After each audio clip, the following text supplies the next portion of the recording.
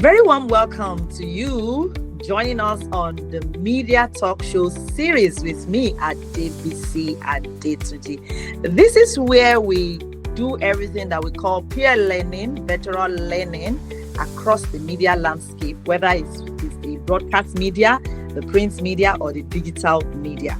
And on this show, it is all about encouraging, motivating media professionals to be better skilled and armed to remain relevant in the media landscape. You know, a lot of things has changed. And so to keep learning is to keep growing. So not learn is to become irrelevant and to phase out and lose out, you know. So the interesting thing for me today is that we are having a peer learning from across another African country. Yes, I am so excited to have my guest on the show today. So it is going to be a peer learning from across Africa, Sierra Leone to be precise. And before I talk about who my guest is, I'd like to first of all welcome her, Doreen Barrie. Welcome to Media Talk Show. Thank you very much for having me on the show. And how is Sierra Leone today? How is the weather? Is it hot like it is hot here, or it's cold? No, of course, today it's hot. Sierra Leone is a beautiful country.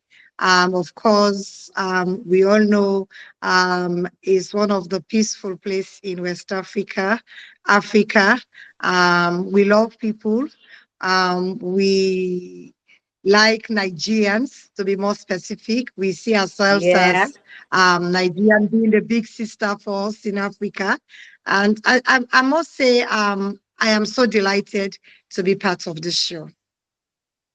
Thank you so much. It's a delight to have you as well on the Media Talk Show series. I am so looking forward to our conversation. But right about now, I want to quickly do a bit of introduction about my guest so we can have a glimpse of who she is before she comes to share a little bit more about herself. Doreen Barrie is a broadcast journalist and she cuts her teeth in television. She is a presenter and a leading advocate for the aged in Sierra Leone. She first came into advocacy for the aged in 2020. And as a result, has impacted thousands of senior citizens, the elderly, in her advocacy for the aged in her country, Sierra Leone. She has been able to change the negative perception about the aged people. Still on our guest, Doreen Barrie, she is the first elected president of Women in Media Sierra Leone, WIMSAL. She is the founder of DoFA, that is the Dorwontony Organization for the Aged. She is a co-presenter on the S.H.E Express television show. Doreen is also a representative of the 1,000 Women in Religion for Peace and a member of many women's advocacy groups.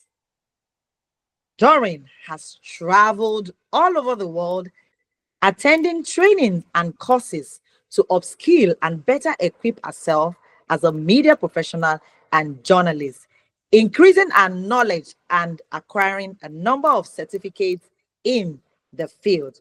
She is also a great mom. You're welcome again to the program Media Talk Show series. Thank you so much for having me. It's a pleasure. All right. Before I hit the first question, one thing that, I want to ask is, what are the languages you speak in Sierra Leone? I watched you online talking about on your page where you talk about the aged. I noticed Sierra Leone speak a certain type of Pidgin dialect. Do you want to talk about the languages we have in Sierra? Maybe just a bit of it and how you people came about Pidgin, because we also have Pidgin in Nigeria. Okay, so Sierra Leone, we have different languages, but the most common one is the one you normally refer to as Pidgin, which for us we refer to it as Creole. We say Kusheo, out body. I don't know. I believe nice. Some Nigerians can understand the language. Yeah. We also have Kusheo is Europe. So Kusheo it's like is how Yoruba. are you? Yeah. Okay. Uh-huh. Kusha is how are you? Yes. Interesting. In my language, kusha is well done. Like you are doing something and they're saying well done. Oh, In the oh. Yoruba language. So kusheo is how are you in Yes. Creole. Oh, Yes. nice, nice, nice. You want to talk about other languages you speak in Sierra Leone? We have Mendi, we have Timini. I cannot speak them. We have Fulas, Shabro, Soso, Madingo, so many. But for me, I can only speak the Creole and the English because we also Nah, speak English in Sierra Leone, not just the local dialect, but also we speak English. English. So English Yeah. and Creole is the general language that is Definitely. common And for those who can among the speak the other languages, they also can speak it. But for like for a national television, if they are doing programs, they have to do translation. It can also be done in the local languages like Creole, Mende, Timini Limba, so that the other languages they also can also understand what is being said on radio or television. That is just the national television. But all other radio stations, they can either do their programs in Creole or in English, just those two. fantastic, fantastic. So do you want to greet the audience on this show in Creole? How would you greet people to say hi? I'm saying hello. Thank you for having me. Say it in Creole. Me people let me do. I'm glad for the na this show today. Nice, lovely. I'm going to learn a bit of Creole today, maybe before we finish. All right. Okay. So let's get down right into it. You are a broadcast journalist and you've worked in TV. I would want you to share what inspired you to even, go into broadcasting or the media as a profession. Is it something you had always wanted to do? I would say yes. When I was going to school during my sixth form, I always gather my friends to say, let's come and do a debate. I want to be the presenter. Let's do a show. I would like to be the presenter for that particular show. And then I came to realize that journalism is part of my calling.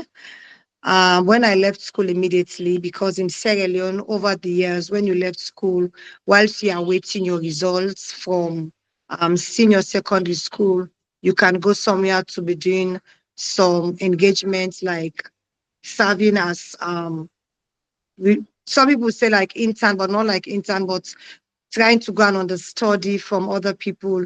So maybe you can get some interest in whatever you are learning at that particular time. So my grandfather back then was working at the state broadcaster, and then I have the Oh, opportunity to nice. go there, yes, and start to serve as a radio presenter. But it was more of a learning process for me because I was not that au fait with the job. So I went there at the Sierra Leone Broadcasting Service back then, which is now Sierra Leone Broadcasting Corporation. I started the journey of becoming a broadcaster. And when I went into it, I realized that this is something I can do. I started putting interest on it, even though they said my voice was not that matured to go on air. So they have to be taking me through a lot of training, how to read, how to call names, how to do interviews. I was very nervous back then because as a young girl, just coming from school with no experience, and then you wanted to come and work at the state broadcaster, a very competitive place to work. And looking at all those who Yeah. were working there, they are very senior colleagues. And I started gaining interest into the profession. And I always say to myself that I will one day become an household name in Sierra Leone. When I started, it was not an easy journey. I remember the head of the TV station back then. And because some of us, young women and young boys, come together, come in every morning to come and understudy what is going on at the SLBS. They used to have a particular department. They call it Futures and Documentary. It is a department wherein you have to go through for you to start. One morning, the director general back then came and said, "What are you guys doing here? You have to leave this place." And I was like, "Oh my God, where am I going to start?" And it asked all of us to leave and go and find something else to do. So we left, and then we were still coming around. And then she realized that we have passion for the job. And she said, "You know what? All of you are going to take exams." And she called one of the senior broadcaster back then who conducted an examination. In fact, our own set was the only set that sat to an exam to be part of the Sierra Oh, Leone wow. broadcasting. Yes, broadcasting corporation. So we sat that exam, and to the glory of God, I made it.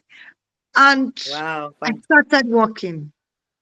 Even though I was working, I was still understudying because it's a competition. You have senior colleagues who are doing news, who are doing bigger programs.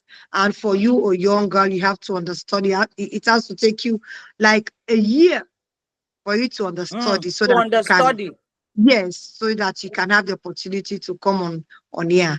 We used to have those programs like minor programs. They will send you, give you the question and say, go and do interviews. You will come with the interview, and then they will edit it and then put it on here. So I started to learn from that. Every day when I go out, the mistakes I make, I will try to correct it so that I can learn, and started watching some of my senior colleagues who will come on air, and then trying to be like them, but try to come with my own style. Because one thing about podcasting, in as much you want to copy from someone, you have to be yourself. You have to be natural in whatever you're doing. So that is how my journey started as a TV personality. Um, it wasn't easy. Some people will say, "Oh, this job is not for you. Go and find something else to do." But perseverance and hard work, and never give up, because as a young woman, there are certain times they will say, "Oh, this particular story is not for a woman. Let's give it to a A male colleague." man. Yes, so all Mm. of those things I went through. I remember when, before I left, because I'm now into advocacy. Before I left, I was given one of the most prominent program, which is a morning show. We started it at the Serial Broadcasting Corporation. There are lots of people who will say, "Oh, she's a woman. Don't give her that particular program That to do." role, that story. Yes. Mm. Oh, she cannot do it well. But one thing about me, I always learn from my mistake. If you critique me, I will sit down, go through it, and see how I can make improvements. So the journey has not been easy. I worked as a TV presenter. I was also a reporter. I would go out, cover stories, come back to the newsroom, put the story together, edit it, voice it, and you know and do other things else, not just on that. But I learned a lot from broadcasting, and in fact, it is broadcasting that is making my advocacy work very easy, because we know the challenges we face. Working at TV station. Most of the time, the things you need to do, the work are not there, but you have to do it, especially for us here in Sierra Leone. So based on what I learned back then, it's making my work so easy. So many people are asking me now, "Oh, you are doing quite a lot. Where are you having the resources from?" I said, "No, it is what I learned over the years that I'm implementing. That That you you're don't need to have applying. so much. You don't need to have so much. What you need is commitment, dedication, and passion. Because if you don't have passion for what you are doing, for us in Sierra Leone, I don't know for other countries, being a broadcaster is not a well-paid job. If you don't have love Mm. for that job, you cannot do it. You have to have passion, you have to have love for it, and you have to ensure that you do the right thing to maintain your integrity and to maintain the good image. Because remember, you have your family name to keep. So you have to work so hard to do the right thing, so that at the end of the day, you not become something negative to society, but you become something that society will be proud of. And I must say, I am one of the female journalists in Sierra Leone that most people are proud of. I was also opportune to be the first female presidents of women organization, because we also have a women organization of female journalists. We came together and set up that particular organization because the profession itself is male dominated in Sierra Leone. So most of the time Mm. we're having Okay. a lot of challenges with the male colleagues. So we wanted to prove to them that as women, we can do it if we are given the opportunity. Definitely we can do it. So we started that organization, and we've been able to encourage more young women to come into the profession and try to address issues affecting our female colleagues and also other women in society. Because what we did back then was to ensure that we serve as a mouthpiece, because there are a lot of things women are going through. So if we are female journalists, we can tell those stories better than our male colleagues. Fantastic. I am hearing a lot. So you started in radio, right? Before you Yes, moved to radio. TV. And I Yes, in love the fact, fact that I started doing a program for children. I was working with children for a very long time before I transferred to something else. nice. And I love that you took your grandfather handed over the baton to you. He was in the broadcast media, and then you fell in love with you know, journalism and the media profession. And I love the fact that you were passionate, you know, about it, up to the point when they said, "Oh, you can't do this. You've not allowed what people said in terms of looking at your age, you know, and then in terms of looking at your gender as a woman to say, oh, you cannot do this." I love the fact that you put in your heart to it. And I'm also hearing, one of the things I'm also hearing is, you know, mentorship. I hear you saying you needed to have been mentored, you needed to go understand for 1 year, doing a lot of Yeah. other things, you know, being sent on assignment to do interviews, you know, go out there, and then you bring those reports, and you were understudying for 1 year. And that is something that is important in the media profession these days. Some people are not willing to understudy, they just want to get into the profession. You know, we Mhm. must realize that it is important. There's still a lot we're going to be talking about, but before I lose the train of thought, International Women's Day is just here with us. Is here with us. And I hear you talking about women struggling to make a success, to make a career out of the media profession, particularly in your country, Sierra Leone, and I'm sure in some other places as well. So, what do you have to say to women in terms of um, pursuing a career in the media profession? How can women, you know, succeed? I've heard you talk about resilience. I've heard you not allowing people to push you, push over. So, how can women, you know, pursue a career in the media space and run with it? I think the first thing first, you have to believe in yourself. You have to be resilient. You have to ensure that no matter what people say about you, go for what you believe you can do. It might not be an easy road. There might be a lot of others out there, but don't give up. Be persevere and be committed and ensure that you are always willing to learn, no matter the corrections, no matter the critique, no matter what people will say about you, and always look at your mentors, because it is only people who have make it before you can learn from their stories, and then you can know that if that person went through this and this, I can also go through the same challenges and do better than that particular woman. So I must say to all the women out there, never to give up, stand firm, believe in what you're doing, do not copy from others. You have to know that this is my own specialty. This is what I'm capable of doing. Do not force yourself to something you know you cannot do. Even within the media landscape, there are lots of things out there. You can be a presenter, you can be an editor, you can be a camera person, but know your areas of specialty and then you Your work on niche, it. Don't find go, your niche. yeah, Definitely. Don't go into something you know you cannot do. If you know you cannot be a presenter, do not go into it. If you know your own specialty is being a good camera person, go for it. Try to do as much research, do training, learn from others, and see how you can build on yourself and be a better person in that area. For me, I always say to people, I'm not a good MC. So if you call me to go and MC your program, I cannot do it better. But I can do other things. I can present shows for you, not being an MC. Like if you're having discussion, you can call me, I can come there, I can assist, I can guide you, I can give you tips as to how you can be successful.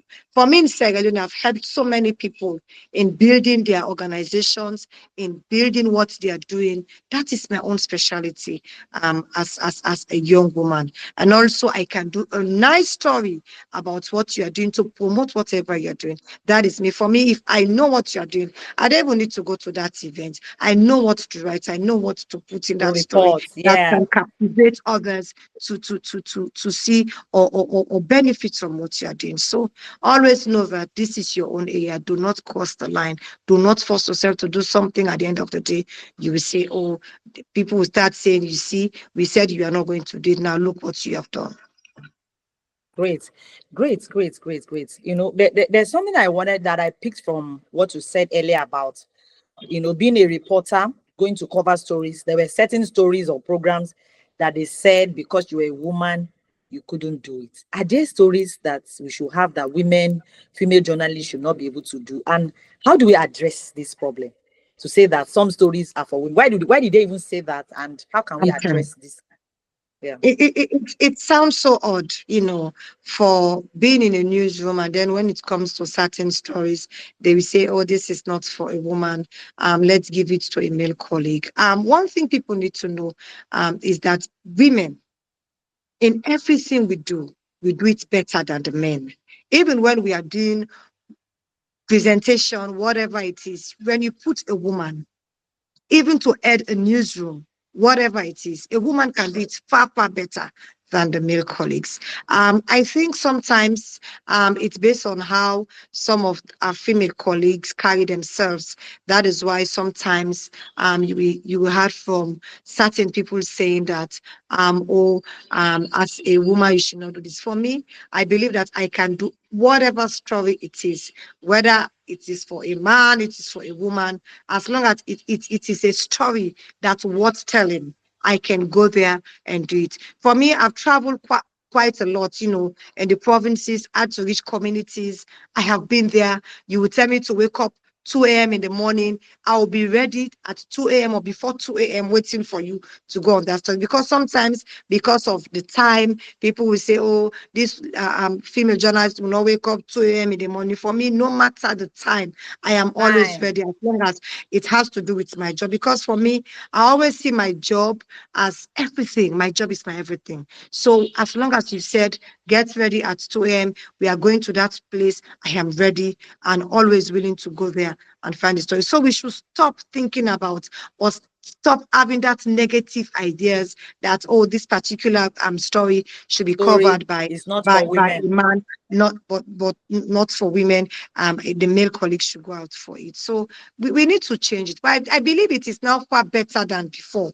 Over the years, when we started like 2 decades ago, it wasn't an easy one for us, the female journalists, but now it's far, far better because we have a lot of pressure group who talk about it every day. We now have channels to go wherein we can make a report and then they can take up the matter with whosoever is making that kind of remarks about female journalists. Fantastic. I love that you have done a lot of work over 2 decades. That's 20 years in the Yes. industry that you Mhm. worked. Fantastic that you're able to, challenge other female journalists to pursue them. And I like what I'm hearing, talking about if you make up your mind, you can do it. Don't ever, there shouldn't be any story that is reserved for men or some story reserved for women. And you woke up 2 a.m. to do the job. So if you're a female journalist who is watching us, you have got to roll up your sleeves and do the work so that no one tells you that you are not able to, do the job. If the story requires you waking up at 1 a.m., odd hours Mhm. working and stuff like that, then you give it what it takes and show that you can do it. And I believe any one of us can do it. So in a way, you've been able to share a bit of the media landscape in Sierra Leone. So maybe you might want to tell us again. I would like to ask, what does it take to succeed as a media professional in Sierra Leone, and what is the landscape like now?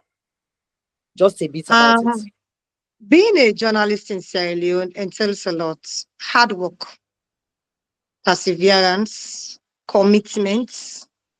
I would say you need to have passion for it. Like I said earlier, it is not a well-paid job.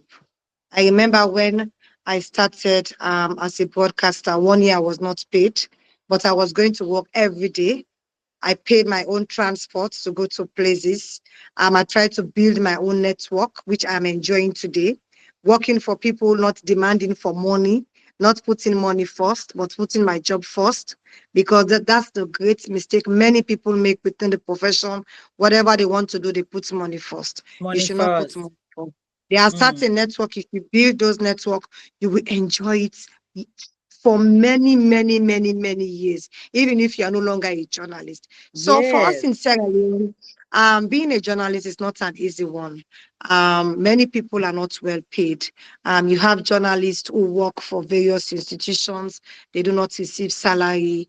They will tell them that you have to pay yourselves. What they normally do is to give some of them ID cards and say, go out there and pay yourself. But over the years, there has been a lot of changes. Before we used to only have just radio and television. Now we have online TV. We are in many people now, have their own media entity, not just depending on the traditional media, which is radio and TV. So quite of things has changed over the years. Now we have more people, wanting to become a journalist. Before it was those elderly people you will see as broadcasters, working for newspapers. But now everything has changed. Now we have more young people coming on board, and we have more women also coming into the profession.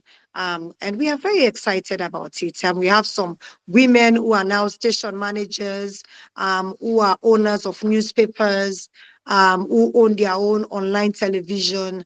A lot of Great. things have, they have changed in Sierra Leone, and we're excited. And we have a union in Sierra Leone, the Sierra Leone Association of Journalists, who is in charge of journalism in Sierra Leone. Whatever issue we have, they are serving as a pressure group to government and other entity to ensure that journalists have a better life. But we still have more to go. But at the Yeah. moment, we'll say we are proud. We are more respected. Now it is a respectable job. Before, people do not respect someone being a journalist. But now we have so much respect. We have had so much respect. We are fourth estate. And so we are very, very respected. And we believe that more needs to be done when it comes to the welfare of the Journalist. journalist in the country. Great, great, great. Very, very, very interesting conversation. Yeah, before I dovetail down to what you do now as an aged advocate, talking about the landscape, the media landscape changing, can we talk about, take a look at the tools we need as media professionals to succeed and to keep remaining relevant in modern day? We have gone digitized. Everything is now. I love the fact that I'm hearing that some women have their own television stations, newspaper, run radio stations. Fantastic, fantastic. I mean, if we put in the work, why not?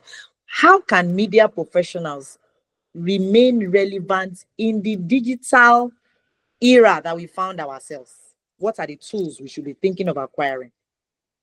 Um, I think that one is very challenging, because now when you look at the way in which journalism has changed within the shortest possible time.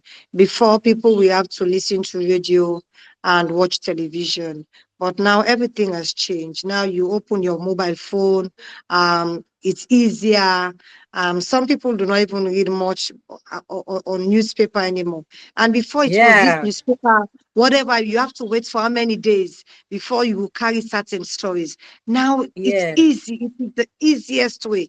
If you just within 1 minute, whatever you said now will go all over the world. So I Yeah. believe there are certain things we need to change, especially for the traditional media, so that they too can be, you know, can work side by side with the new trend of media. Um, Finance, I would say is one, because if you don't have the what it takes to do the job, it's going to be very difficult. We have so many media houses. They do not have the equipment to do the job. They do not have the manpower to do the job. And now somebody can just have a mobile phone and go to somewhere and started recording, engaging people all over the world. So we need to do Yeah. more. We need to see how we can change the modern days, the older days of broadcasting, and try to fit ourselves within the new trend. Like now you see in Sierra Leone, most of the radio stations, they're also doing it online. Before, you don't watch them online. You have to only Yeah. listen on the radio. Even the TV station now, they go online, people follow them, so it's definitely good, but more needs to be done so that more people in other parts of the country, those who are living in remote areas, so that they too can benefit. They will not have to wait, and having the right people doing the job also, it's another big challenge right now, because everybody now is a Yes. journalist. People just wake up in the Yes. morning, as long as they have a mobile phone and they have a microphone, they started saying all sorts of things. And that is why you are seeing a lot, Citizen journalism. definitely, you're Citizen seeing journalism. Yeah. a lot of negative things going to the ear. So I think for us as the broadcast journalists, newspapers, um, radio, we have to be up to the task to always ensure that we give out the information immediately.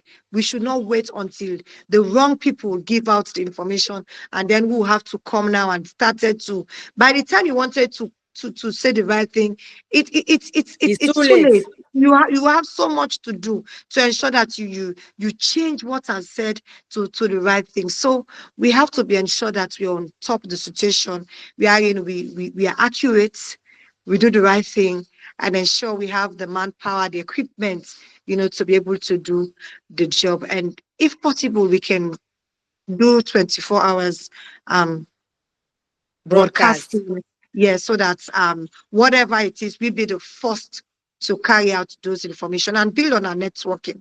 Because if we build on the network, wherein if government want to give out information, they will not go and give it to the wrong people, but they give it to the right media houses who will be the first people to come out with those stories. For us over there, that is how it used to be. Like whatever information they wanted to give, Sierra Leone Broadcasting Corporation always be the first. When they want to make appointment, they want to dismiss people, they go through the main broadcaster. So we want the same thing to continue, and let's try to see how we can discourage wrong people coming into the profession and making it so terrible for people to believe and have respect for the profession itself. Great, fantastic. So you talked about, media organizations, whether broadcast or print, equipping their staff, equipping with the required thing, extending broadcast time, and of course also getting into the digital space, releasing the news on time, because Yeah. the more you waste time, before you know it, misinformation has gone Mhm. out. So now that is to Yeah. the organization. What about to us as individual, as an individual, as a practitioner? How can you better equip yourself? Because sometimes if your organization does not equip you, you are waiting. You may wait forever. So how can media professionals, our colleagues in the African setting, how can we equip ourselves so that in this digital space or this digital era, we are not becoming irrelevant or obsolete? So what's your thought about? Yeah, I think for us as individual, what we need to do, we have to be reading a lot, trying to do research, try to get mentors. There are lots of international stations. Even within a locality, there are senior colleagues whom we can be watching how they are doing the programs. Even if you cannot reach to them, but try to be watching the way they ask questions, the way they do their programs, and learn from it. Don't see yourself that, oh, I'm not going to learn from that person. I know it better. You cannot just come into the profession and see yourself knowing more than those you have met in the profession over the Mm, years. And also try to attend as much training courses as possible. Some people will say, yeah, oh, I cannot attend training. No, as a journalist, you have to be attending training courses as and when necessary, and try to make yourself available. Try to learn as much as possible. Be open to critique. There are times even your audience can tell you that the way you handle that news, the way you read that story was not properly read. Don't see yourself that say, oh, are you? You don't have any idea about journalism, so you should not yeah, correct me. Listen to it and try to see how you can correct those mistakes you've made. For me, I see journalism as a day-to-day. It's a learning process, because every the day. last thing you do depends on who you are. Because if, let's say, I've used to present my programs doing perfectly, and then I made a mistake after I've done my best program, they will take the last program to assess you. So you should Yeah, not say you cannot be willing change to learn. You have to to learn. be learning and try to attend as much or more training courses as possible, and try to fit yourself within the present trend of journalism. Everyday things are improving, new And techniques, change. technologies, upgrading on a daily basis. So try to say you can fit yourself and be versatile. Don't just limit yourself. Try to be versatile. You will not just sit down for 20 years and say, all I would do is just to be writing stories. Find something else to do. Make yourself useful within your media institution, so that if you leave that particular institution, you'll be missed for something. But don't leave and then they say, oh, it is better she left. She was not even useful, within the institution. So let's find something to do. And let's also have a good working relationship with our colleagues. Women, sometimes we see ourselves as competition. For me, I Mm, don't see myself being in a competition with my colleagues. I learn from them. Everybody have their own style of reading, their own style of doing things when it comes to journalism. For me, I am that modest person. Even the way I talk, I am very modest. I'm calm. Other people are not like me. That doesn't mean I should not like them. That doesn't mean they should not like me. I am yeah, Doreen, you, who you are. So we need to work together and see how we can improve ourselves. If you do not belong to an organization, I don't know, maybe people who are watching, who are journalists, do not have media or female organizations in their country, it should be better you organize those organizations, so that you go there and express what are your concerns. Women, we have so many challenges. For me, what I've yeah. been thought over the years is, when I'm coming to work, as soon as I reach to the gates of my office, I leave all my problems there Problem at and home. enter. Yes, all of my problems should be left at the gate. When I start to climb the stairs, I should put on a smiling face, because people doesn't want to know whether you have problem or not. What they want to see Mm, is a smiling face. They want to see somebody who is there to ask the question the public yeah, want you to ask, and they want to see you do the job the right way. So that's why we need to have these organizations. When we go there, we discuss our challenges and find the ways as to how to address it. So I believe, as women, let's be supportive to each other. If we are not supportive, there is no way we are going to make an headway. Even in broadcasting, there is no way. We need to be working together. Don't see your senior colleague as somebody who you are in competition with. See that your senior colleague as somebody you can learn from. You need to learn from that person and be respectful to that person. Don't wait for your senior colleague to greet you when you see him or her in a function. Always be the first person to go and say, oh, hello, great. hi, how are you? If the person doesn't want to talk to you, that is fine. but always be open up to make as much friend within the profession than making enemies. Yes, I love that. Make more friends than making enemies in the profession.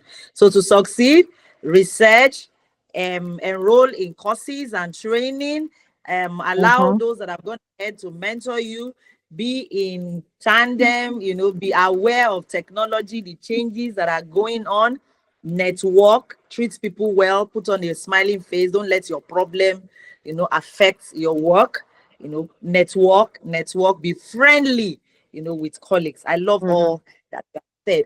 And I also took something which brings me to my next question, talking about you keep learning so that you will remain relevant. Peradventure, you should live. In this case, now evolved to becoming an advocate for the aged, and you started your own organization and foundation, practicing media, using the skills you've acquired in media, and eh, channeling that the value of that skill into what you're doing now. Now, tell us, how did you come about starting advocating for the aged, and then I'll come to the next question about how we as media professionals can become advocates in whatever area of interest. So how did you get into advocacy for the aged? Okay, so like I said, I was working for the state broadcaster, and then I learned that there was a prominent female broadcaster in Sierra Leone who ended up at the King George's VI home. That is a home where they take all people who maybe do not have families, who are going through difficulty at their old age. They will take them to that home. And I said to myself, so you can be a prominent broadcaster, and then you ended up at the King George's VI home. So with Mm, all this younger, if I can mm, say it in a local language, all this younger, yeah, all the all celebrity this status, packaging and all the yes, hype, the status. packaging, everything. Oh, yes. And then at your old age, you don't know what old age will become of you. And I Mm, said, for us in Sierra Leone, we do not have advocacy group that talked about old people issues. Mind you, old people have lots of challenges: access to food, shelter, clothing, access to justice, even to have a proper home to stay. It's a challenge. Even most of them do not receive the NACIT pension because most of them, what they were doing is not part of the NACIT scheme. So now they are just roaming around, suffering. Some of them have lost their children. Some of them, they have held senior positions of trust over the years, and they do not have anyone to talk up on their behalf. And I said to myself, you know what? I was raised by my grandmother, and I was thinking actually as to what I should do. And then I was sitting down with my mom, and she said, why can't you start an advocacy for old people? So this is how it all started. And I said, okay, I believe my voice can make changes in my country. Because in yeah. Sierra Leone, when you talk about the aged, the first question they will ask you, don't they have children? Oh, they Mm, were not serious when they were young. Forgetting that wow. even yourself, who is making that statement now, will become like them You over become the old. next 40 years. Yes. And do you want people to be saying the same thing about you? So this is how I have to take a switch from journalism and started advocacy. I remember when I started, it was very difficult. I used to ask questions, and now people are asking me questions. I thought it was an easy journey, but I want to thank God. The training I've acquired over the years have helped to take me to where I am today. It's 5 years since I started. I've been able to do quite a lot. Myself and Wow. my team, we've done quite a lot, in terms of changing, because when we started, the perception as to how people think about old people in Sierra Leone was so difficult, even to have them give their money for you to do something for the aged was very challenging. But now I must say People called us to say, how can I help? People called us to say, I want to do my birthday party. I don't want to do a lavish one. Can I come with food? Can I come and have some quiet time with the old people? So it's been quite interesting. It's been quite something we are very proud of as an organization. Looking at the way people in the diaspora who are Sierra Leoneans coming on board to support us. But we still have more to do because we still have more people to come on board and give their support because the number have increased in terms of the old people we are supporting. We are not just doing it in Freetown. We are doing it in other parts of the country. And we've had like thousands, and in Sierra Leone, we have over 300,000 old people. So for us to reach that amount, it entails a quite of work. So we still need more people to come on board. But so far, so good. I must say, we've made an impact. And I see it too. Yeah, I checked the DoFA page, and I saw a lot you are doing for the aged, the senior citizens. I must salute you. It's not easy. I have my aged parents, and I know what goes into taking care of them. But we are happy that I and my siblings were able to give them a comfortable life, in their twilight, years. And I tell you, it's not easy. It's no walk in the park. Not to talk of if they now don't have No, anybody no. take care of them, they will absolutely suffer. They will Mhm. absolutely, go through a lot, and of course become Yeah. probably don't even live long, and and all of that. So I celebrate what you and your team are doing at DoFA, and I pray that it will continue to succeed. Now, we also started there was this when I was in Amen. service. I worked in Radio Nigeria. I cut my teeth in radio, and I worked there for over 20 years, thereabouts. We also had this advocacy campaign for the elderly. We call it Ikeagba. That is care of, caring for the elderly. So we had a group of us that, did campaigns, advocated for them, did a party for them once in a year. We just did the little we could do, working with some other facility that does that for the aged, and that gave back to the website on Elderly Care Nigeria, which I'm hoping that we can do so much more for. But what I'm getting from this conversation is, as media professional, one of the added value to our profession is, peradventure, you are thinking, what can I do after I leave the profession, or how can I have a second-hand value to my profession? How can we become advocates? Because in your case, you became an advocate for the elderly, something you are passionate about, and you are running with it, and it is giving you visibility. You are contributing to society, but it's also giving you a fulfillment, a career growth of some sort. So how can we use our platforms as media professionals to become advocates in whatever area that we are interested in? I believe even within the profession, what we normally do, I know people will say we educate, we entertain, we inform, but also advocacy is also part of it because when you look at certain issues, burning issues affecting the populace, the media comes in, try to get the side and try to serve as someone that can, trigger certain things to be done. So um, this is something I believe as an individual, being a journalist, you can continue as long as you've earned so much respect within your community. Because starting an advocacy, that is why I said when you are working as a journalist, remember it's a learning ground for yourself. And so whatever Yeah. you do is going to haunt you in the future. That is why you need to do the right thing and ensure that people trust you, so that whatever you will be saying over the years, whatever you're going to be engaged on, people will believe in you.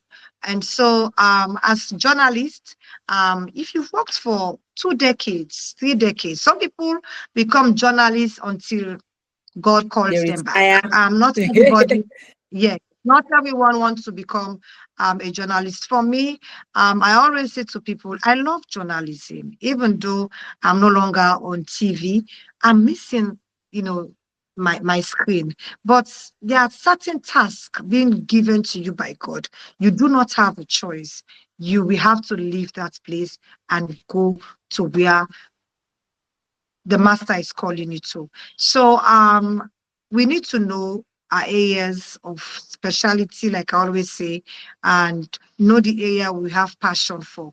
Because coming into advocacy, there is no money in advocacy.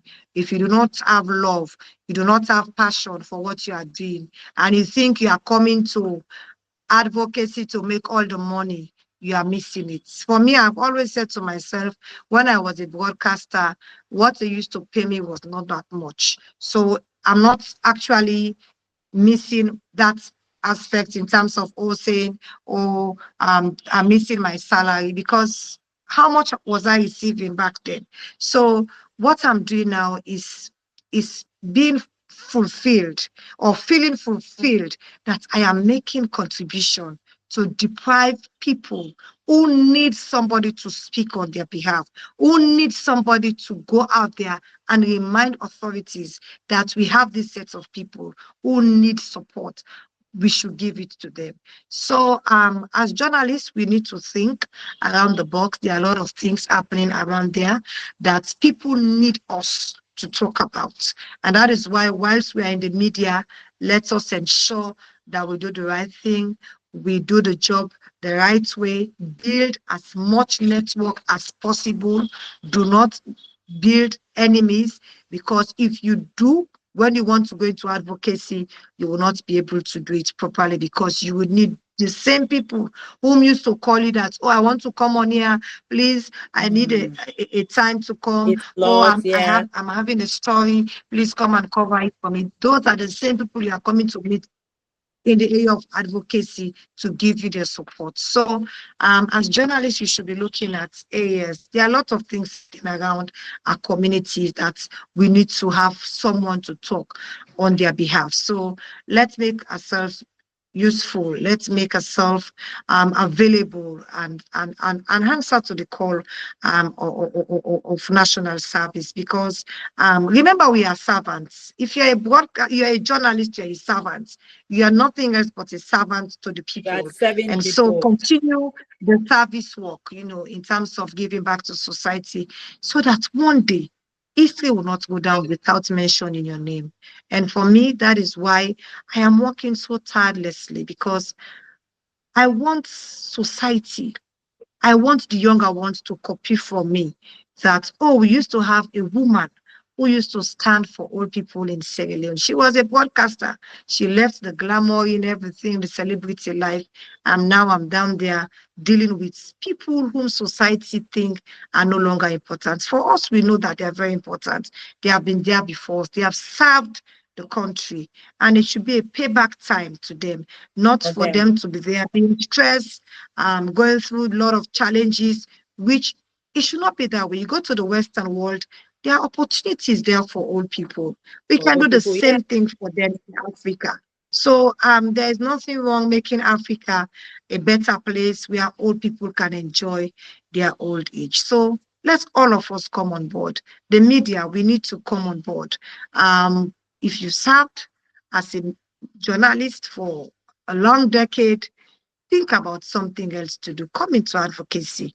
The advocacy world is opened. There are a lot of things out there we need to advocate about.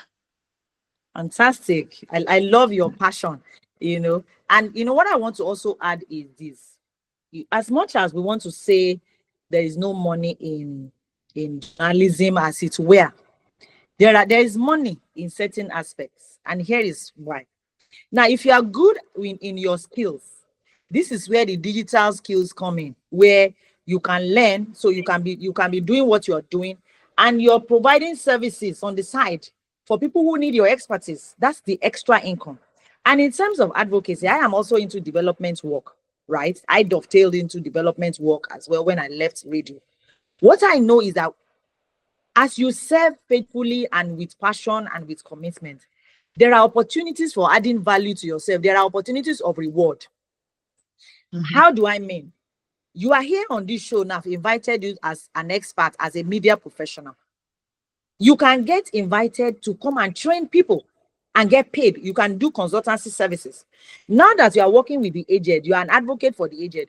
When we are looking for people that, okay, they are looking for somebody to be a trainer, a media campaigner or trainer in this area in this field and specialty, you are likely to come to mind.